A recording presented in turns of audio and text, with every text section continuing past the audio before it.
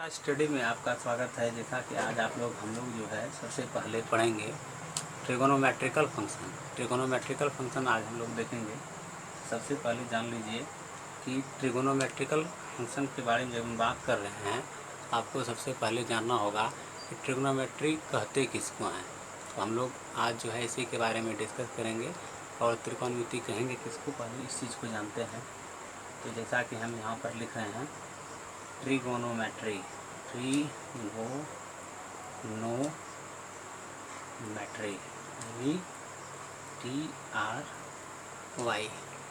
यहाँ आप देख रहे हैं कि हम लिख रहे हैं ट्रिगोनोमेट्री।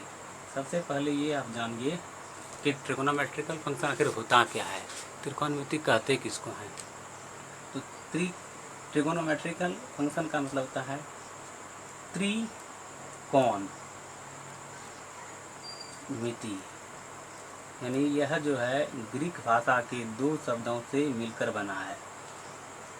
तो पहला हो गया आपका त्रिकोण, दूसरा हो गया मिति। तो इसको अंग्रेजी में कहेंगे हम ट्रिगोन, ट्रिगोन प्लस मेट्रॉन। क्या कहेंगे? ट्रिगोन प्लस मेट्रॉन।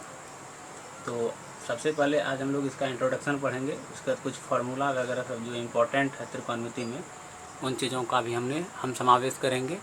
तो जैसा कि आप यहाँ पर देख रहे हैं कि ट्रिगोन प्लस मेट्रॉन से मिलकर बना है हमारा त्रिकोणमिति। तो अब प्रश्न उठता है कि त्रिकोणमिति पढ़ने से पहले जो है हमको जानना होगा कि त्रिभुज के बारे में। तो जैसा कि यहाँ पर आप देख लीजिए कि ये एक त्रिभुज है। ये क्या है? एक त्रिभुज है। तो त्रिभुज में जो है तीन कोण, यानी ये कोण और ये कोण और ये कोण।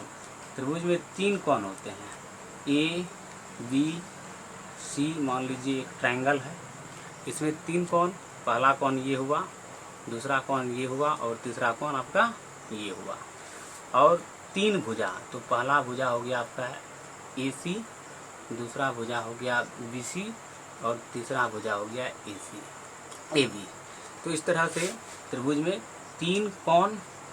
इस कोण को हम कैसे लिखेंगे, पहले आप देख लीजिए। तो कोण को लिखेंगे एंगल BAC। अगर हमको ये कोण लिखना है तो क्या लिखेंगे? कोण BAC। और यदि हमको ये कोण लिखना है तो कैसे लिखेंगे? तो इसको हम लिखेंगे एंगल BCA, या मान लीजिए ऐसे भी लिख सकते हैं एंगल ACB। इस तरह से भी हम लोग लिख सकते हैं। अब प्रश्न उठता है कि ये वाला जो एंगल है B, तो इसको हम कैसे लिखेंगे? इसको हम एंगल B को लिख सकते हैं, यानी एंगल B को अगर हमको लिखना है तो एंगल B को हम लिख सकते हैं। कैसे लिखेंगे? तो इसको लिख सकते हैं एंगल ABC। तो इससे एक चीज़ आप समझिए कि जो बीच वाला जो होता है वही मेरा कोण कहलाता है। तो ये देखिए कोण हुआ ये, यानी कि इस तरह से इसको लिखे हैं या में, जैसा कि आप यहाँ देख रहे हैं।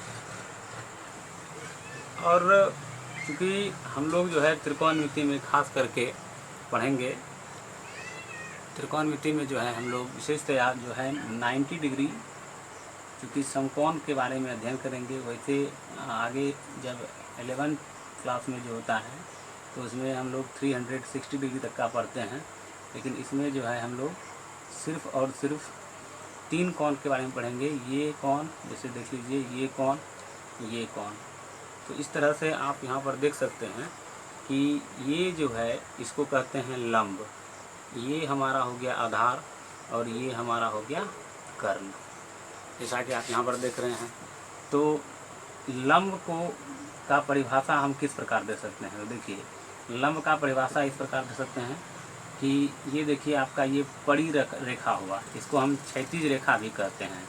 तो पड़ी रेखा पर खड़ी रेखा जो है वह क्या कहलाता है? लंब कहलाता है। और क्षैतिज रेखा को हम आधार कहते हैं। और ये जो रेखा देख रहे हैं, तो लंब के ठीक सामने वाली भुजा जो है वह हमारा क्या कहलाता है? कर्ण कहलाता है, जैसा कि आप यहाँ पर देख रहे हैं। तो अंग्रेजी में जो है लंब को क्या कहते हैं, तो अंग्रेजी में लंब को कहा जाता है परपेंडिकुलर, परपेंडिकुलर, जैसा कि आप यहाँ देख रहे हैं। और आधार को कहा जाता है बेस, और कर्ण को कहा जाता है हाइपोटेनियस, हाइपोटेनियस कहा जाता है। तो इस तरह से आप देख रहे हैं यहाँ पर कि ये आपका आधार हुआ, ये आपका लंब हुआ और ये आपका कर्ण हुआ।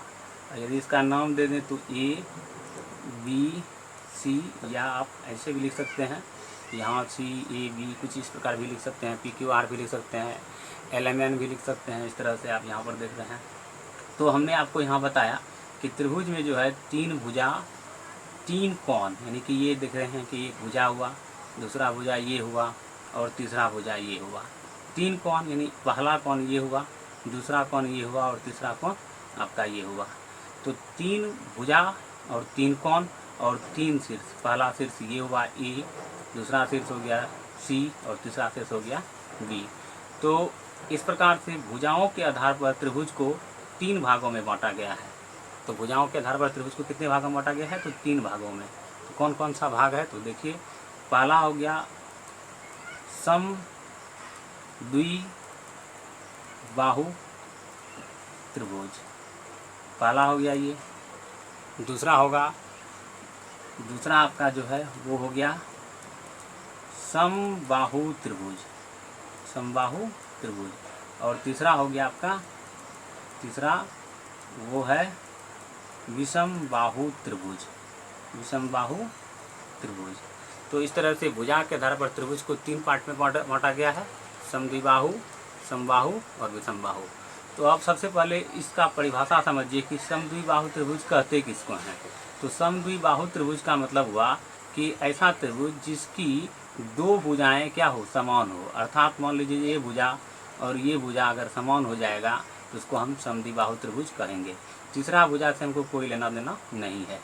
जबकि समबाहु त्रिभुज का अगर हम बात करें, इसमें तीनों भुजा जो है आपस में क्या होना चाहिए, बराबर होना चाहिए। यदि आपस में तीनों भुजा बराबर है तो उसको हम समबाहु त्रिभुज कहेंगे। जबकि विषमबाहु त्रिभुज में क्या होता है कि जिसका तीनों में से कोई भुजा आपस में बराबर ना हो उसे हम विषमबाहु त्रिभुज कहते हैं।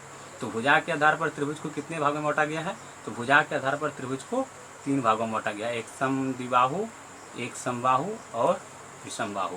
इस तरह से आप समझें कि भुजा के आधार पर त्रिभुज को तीन पार्ट में बांटा गया है।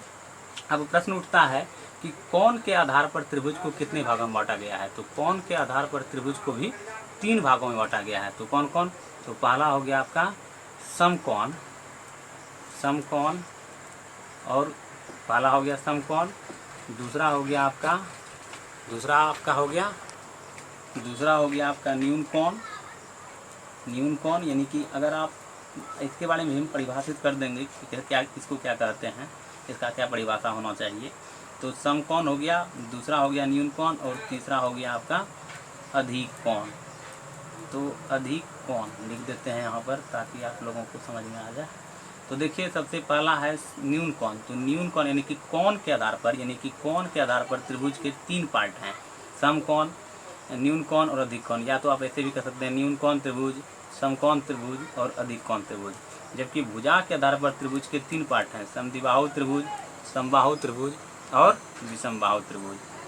अब देखिए कि न्यून कोण त्रिभुज कहते किसको हैं, तो 0 डिग्री से जो है 90 डिग्री के बीच, यानी कि 90 डिग्री नहीं होना चाहिए बल्कि 90 डिग्री से कुछ कम, 87, 85, 89.9 ऐसा हो सकता है। तो इसको हम न्यून कोण त्रिभुज कहेंगे। अर्थात 0 डिग्री से बड़ा होना चाहिए और 90 डिग्री से क्या होना चाहिए, छोटा होना चाहिए। तो इस तरह का त्रिभुज जो है हमारा न्यून कोण त्रिभुज कहलाता है। जबकि समकोण त्रिभुज तो आप सीधा जानते हैं कि जिस त्रिभुज का एक कोण क्या हो, 90 डिग्री हो, यानी एक कोण जिस त्रिभुज का 90 डिग्री होगा उसको हम समकोण त्रिभुज कहेंगे। और अधिकोण त्रिभुज का मतलब हुआ कि 90 डिग्री से ज़्यादा होना चाहिए, 90 डिग्री से अधिक और 180 डिग्री से कम होना चाहिए, तो उसको हम क्या कहेंगे, अधिकोण त्रिभुज। तो यहाँ पर आपने समझा कि भुजा के आधार पर त्रिभुज के तीन पार्ट हैं और कोण के आधार पर त्रिभुज के 3 भाग हैं, समकोण, न्यूनकोण, अधिकोण या न्यूनकोण समकोण या अधिकोण आप कह सकते हैं।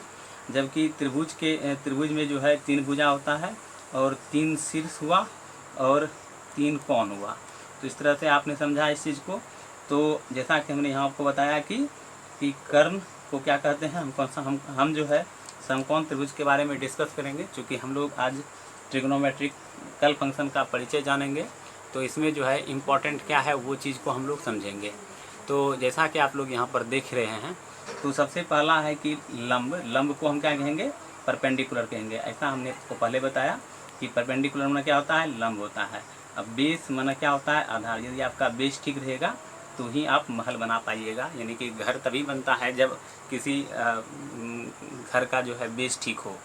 इसी प्रकार हाइपोटेनियस को हम क्या कहेंगे, कर्ण कहेंगे।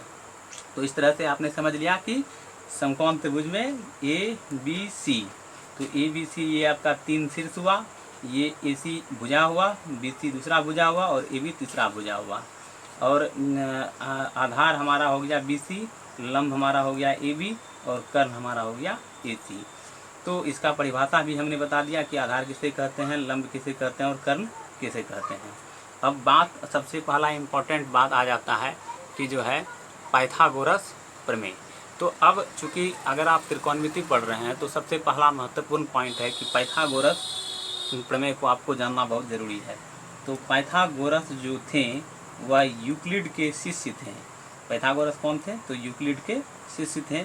और उन्होंने जो है इस लंब कर्ण आधार से संबंधित 3 फार्मूला बताया था। तो ये आप जान लीजिए कि ये 3 फार्मूला कौन कौन सा था। तो सबसे पहले आप जानिए कि उन्होंने बताया कि कर्ण का जो वर्ग होगा, यानी कर्ण का वर्ग यानी कर्ण स्क्वायर जो होगा वह हो जाएगा आपका लंब स्क्वायर प्लस आधार स्क्वायर के बराबर। यानी कि कर्ण स्क्वायर बराबर क्या होता है, लंब स्क्वायर जोड़ आधार स्क्वायर। जैसा कि आप यहाँ पर देख रहे हैं कि कर्ण स्क्वायर बराबर क्या होता है, लंब स्क्वायर जोड़ आधार स्क्वायर। तो कर्ण स्क्वायर यानी कर्ण को हमने क्या कहा था, हाइपोटेनियस। तो इसका हम अगर शॉर्ट में देखें तो कर्ण को हम क्या कह सकते हैं, यहाँ पर देख सकते हैं आप। तो कर्ण को हम कह सकते हैं, कर्ण को इंडिकेट किया जाता है एच से। जैसा कि आपको मैंने यहाँ बताया कि कर्ण को हम हाइपोटेनियस कहेंगे और हाइपोटेनियस को जो है इंडिकेट कैसे किया जाता है, एच से किया जाता है। तो यहाँ पर आप देख ही रहे हैं कि कर्ण को एच से किया जाता है इंडिकेट। और इसी प्रकार लंब को इंडिकेट किया जाता है पी से और आधार को इंडिकेट किया जाता है बी से। तो एच माना क्या होता है, कर्ण, पी माना क्या होता है, लंब और बी माना क्या होता है, आधार होता है। तो यहाँ हम इस प्रकार भी लिख सकते हैं कि एच स्क्वायर बराबर P square plus B square. तो इस तरह से आप कर्ण स्क्वायर बराबर क्या कर सकते हैं, लंब स्क्वायर जो आधार स्क्वायर, और या फिर H square equal to P square plus B square आप कर सकते हैं। अब यह एक समीकरण के रूप में आ गया है। अब हम इसी से जो है लंब स्क्वायर बराबर क्या होगा, कर्ण आधार स्क्वायर बराबर क्या होगा निकाल सकते हैं। तो आप यहाँ देख लीजिए कैसे इसको निकालेंगे।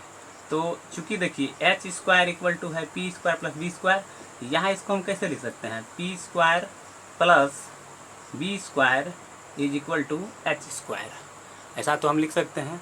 तो जब हम ऐसा लिख सकते हैं तो इसको हम इस प्रकार भी लिख सकते हैं, ये चीज़ जो है कांस्टेंट रखते हैं, स्थिर रखते हैं यहाँ पर।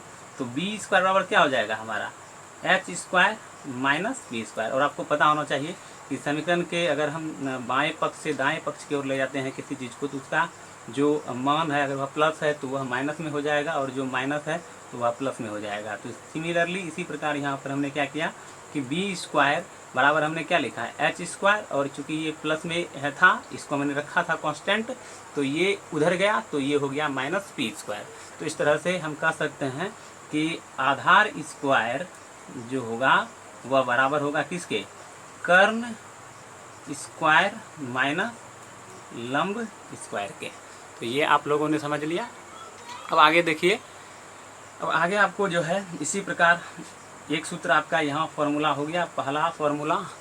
उसके बाद फिर आपका जो है या इसको आप यदि कर्ण स्क्वायर बराबर लंब स्क्वायर प्लस आधार स्क्वायर, तो आप कह सकते हैं कि लंब स्क्वायर प्लस आधार स्क्वायर इज इक्वल टू कर्ण स्क्वायर, जैसा कि आप यहाँ पर देख रहे हैं।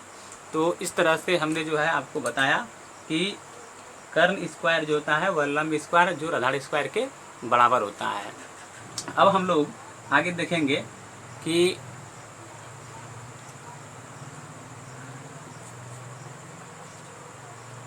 पी स्क्वायर बराबर क्या होगा। तो पी स्क्वायर बराबर हमारा हो जाएगा एच स्क्वायर, और चूंकि अब हम चूंकि इसको पकड़े हैं तो और इसको उस पार ले जाएंगे तो एच स्क्वायर माइनस क्या हो जाएगा, बी स्क्वायर हो जाएगा। तो ये हमारा यहाँ पर दूसरा फार्मूला बनकर तैयार हो गया। तो पहला फार्मूला हमारा क्या था कि एच स्क्वायर बराबर P square plus B square, जबकि दूसरा फार्मूला हमारा क्या हुआ, P square equal to H square minus B square, जहाँ पी जो है लंब है, बी जो है आधार है और एच जो है कर्ण है, जैसा कि मैंने आपको पहले बताया। तो अब इसी तरह से जो है मेरा यहाँ पर एक फार्मूला तो हुआ मेरा यहाँ पर कि कर्ण स्क्वायर बराबर क्या होता है, लंब स्क्वायर जोड़ आधार स्क्वायर, या इसको हम ऐसे कर सकते हैं कि H square equal to P square plus B square, या हम इसको ऐसे भी लिख सकते हैं P square plus B square बराबर एच स्क्वायर। अब हमने क्या किया कि जैसा कि आपको बताया हमने कि बी स्क्वायर बराबर क्या होगा कि H square minus P square हो जाएगा। तो चूँकि ये चीज़ हमने पहले आपको बता दिया, तो यहाँ पर एक फार्मूला आपने देखा, दूसरा फार्मूला आप यहाँ पर देखें कि जो है आधार स्क्वायर बराबर क्या होता है, कर्ण स्क्वायर माइनस लंब स्क्वायर, या इसको हम कह सकते हैं P square equal to H square minus B square. अब जो है आगे हम लोग देखेंगे कि कर्ण स्क्वायर का हमने निकाल दिया, आधार स्क्वायर का निकाल दिया, अब लंब स्क्वायर यानी कि यहाँ पर हमने तीसरा फार्मूला ये मेरा हो गया, क्या कहते हैं दूसरा फार्मूला ये था मेरा, दूसरा फार्मूला ये था। तो पहला फार्मूला हुआ H square equal to P square plus B square, दूसरा फार्मूला हुआ B square equal to H square minus P square, और तीसरा फार्मूला हुआ P square equal to H square minus P square. अर्थात आप समझ लीजिए एक बार फिर से कि एच स्क्वायर दैट मीन्स कर्ण स्क्वायर बराबर लंब स्क्वायर जो आधार स्क्वायर, आधार स्क्वायर बराबर हो गया कर्ण स्क्वायर माइनस लंब स्क्वायर, और लंब स्क्वायर बराबर हो गया कर्ण स्क्वायर माइनस आधार स्क्वायर।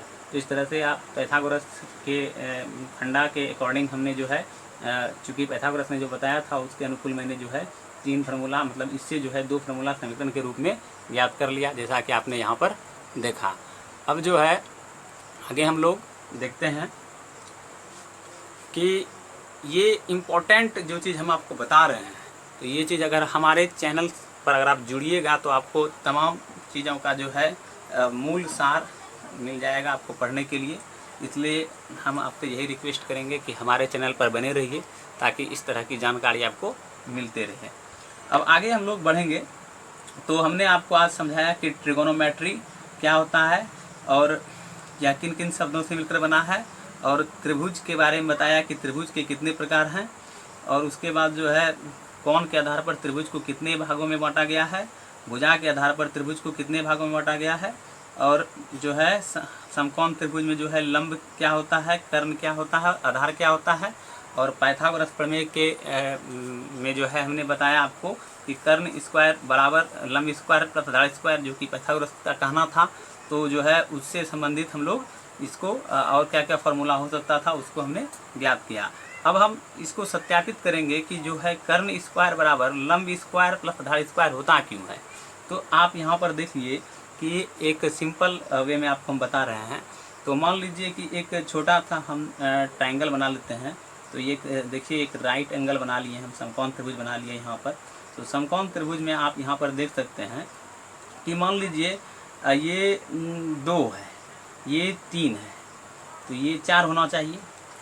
तो ऐसा क्यों होगा और सब में ऐसा क्यों नहीं होगा? तो एक पार्टिकुलर ट्रिगोनोमेट्रिकल फंक्शन के लिए ही जो है इस चीज़ का प्रयोग किया गया था। तो जैसे कि आप लोग एक चीज़ तो आपको बहुत ही इंपॉर्टेंट है जानना कि कर्ण स्क्वायर बराबर जब लंब स्क्वायर जो आधार स्क्वायर हो सकता है, तो सिंपल कर्ण बराबर क्या होगा? तो अगर किसी चीज़ पर स्क्वायर रहे तो अगर आप स्क्वायर हटाते हैं तो जो उसके बाद वाला चीज़ है उस पर हम क्या करते हैं, रूट मार देते हैं। तो इस पर इस प्रकार हम लिख सकते हैं कि कर्ण बराबर रूट अंडर लंब स्क्वायर प्लस आधार स्क्वायर। इसी प्रकार कर्ण बराबर मेरा निकल गया, और आधार बराबर तब क्या हो जाएगा? तो आधार बराबर हो जाएगा रूट अंडर कर्ण स्क्वायर माइनस लंब स्क्वायर। इसी प्रकार लंब बराबर क्या हो जाएगा? तो लंब बराबर हो जाएगा आपका, लंब बराबर हो जाएगा अंडर रूट, लंब बराबर हो जाएगा आपका कर्ण स्क्वायर माइनस आधार स्क्वायर। तो 3 फार्मूला हमने यहाँ से किया और इस प्रकार जो है आपने यहाँ देखा कि 3 फार्मूला यहाँ भी है। तो इस तरह से आप इसको नोट डाउन कर सकते हैं अपने कॉपी में।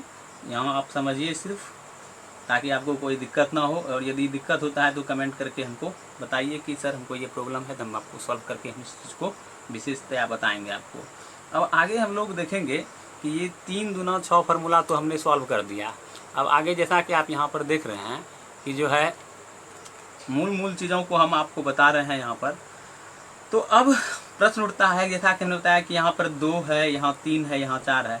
तो अब कैसे 4 यहाँ पर होगा, ये 4 होगा या भी नहीं होगा, ये भी हम देखते हैं। तो पहले सॉल्व कर लेते हैं कि कर्ण स्क्वायर के बराबर होता है लंब स्क्वायर प्लस आधार स्क्वायर। देखिए कर्ण मेरा यहाँ 4 है, तो 4 का स्क्वायर बराबर लंब कितना है, 3 है, तो 3 का स्क्वायर, और उसके बाद आप लिख सकते हैं यहाँ पर 2 का स्क्वायर। तो 4 चौके 16 और 3 तिहाई 9 और 2 दूनी 4। क्या यह पाइथागोरस त्रिक है? नहीं है, ये पाइथागोरस त्रिक आपका नहीं है।